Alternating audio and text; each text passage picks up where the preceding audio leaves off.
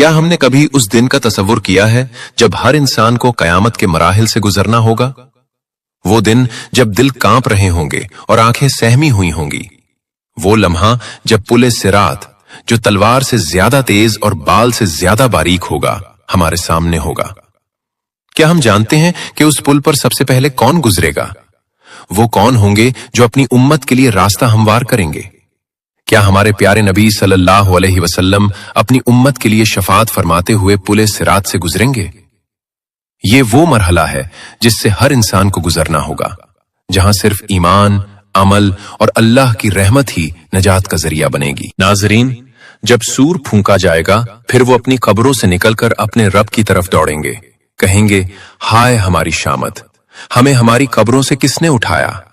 قیامت کے روز جب باپ اپنے بیٹے کو چھوڑ دے گا اور اپنی نجات کی فکر میں مصروف ہوگا، بیوی اپنے شوہر سے فاصلہ اختیار کرے گی اور اپنے آپ کو بچانے کی کوشش کرے گی، بھائی اپنی بہن کو جاننے سے انکار کر دے گا، کیونکہ اس دن ہر کوئی اپنی ذات کی فکر میں ہوگا، ہر سمت نفسی نفسی کا عالم ہوگا، انسان اپنے پسینے میں غرق ہوں گے، کوئی ٹخنوں تک پسینے میں ڈوبا ہوگا، کوئی گھٹنوں تک، کوئی کمر تک اور کوئی گلے تک پسینے میں ڈوبا ہوگا۔ یہ سب ان کے اعمال کے مطابق ہوگا۔ سورج سروں کے قریب ہوگا اور اس کی تپش سے لوگوں کا برا حال ہوگا، مگر اسی عظیم میدان میں ایک ہستی سب کے لیے پکار رہی ہوگی، ہمارے مالک، دونوں جہان کے سردار حضرت محمد صلی اللہ علیہ وسلم، جن کی زبان مبارک پر یہ الفاظ ہوں گے، اے میرے رب، میری امت کو بخش دے، میری امت کی مغفرت فرما دے۔ حضور صلی اللہ علیہ وسلم اللہ تعالیٰ سے سفارش فرمائیں گے اور پھر حساب و کتاب کا آغاز ہوگا۔ اس دن کوئی ظلم نہیں ہوگا اور ہر انسان کو اس کے اعمال کا پورا پورا بدلہ دیا جائے گا۔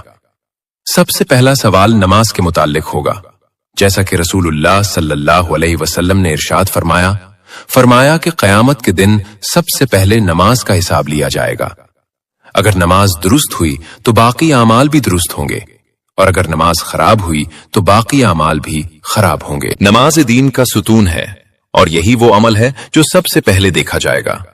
اس کے بعد مزید 5 سوالات پوچھے جائیں گے جن کا جواب ہر انسان کو دینا ہوگا۔ پہلا سوال یہ ہوگا کہ اپنی عمر کہاں گزاری؟ کیا اللہ کی اطاعت میں گزاری یا نافرمانی میں؟ دوسرا سوال یہ ہوگا کہ اپنی جوانی کہاں صرف کی؟ جوانی انسان کی زندگی کا سب سے قیمتی وقت ہے اور اس میں کیے گئے اعمال کا حساب لیا جائے گا۔ تیسرا اور چوتھا سوال یہ ہوگا کہ اپنا مال کہاں سے حاصل کیا اور کہاں خرچ کیا؟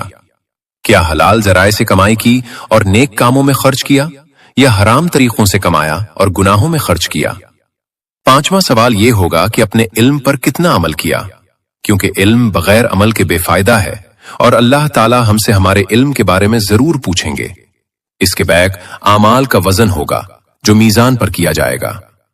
اللہ تعالیٰ نے قرآن پاک میں ارشاد فرمایا کہ ہم قیامت کے دن عدل کی ترازو رکھیں گے، جس کا پلڑا بھاری ہوگا وہ جنت کا حقدار ٹھہرے گا اور کامیاب ہوگا، اور جس کا پلڑا ہلکا ہوگا اس کا انجام جہنم ہوگا جو بدترین ٹھکانہ ہے۔ پھر پل صراط کا مرحلہ آئے گا جو انتہائی خوفناک اور دشوار مرحلہ ہے۔ سوال یہ ہے کہ پل صراط کیا ہے؟ یہ کہاں واقع ہے؟ کون اس پر بجلی کی مانند گزرے گا اور کون اس سے گر کر جہنم میں جائے گا؟ اور حضور صلی اللہ علیہ وسلم کن خوش نصیب لوگوں کی وہاں سفارش فرمائیں گے؟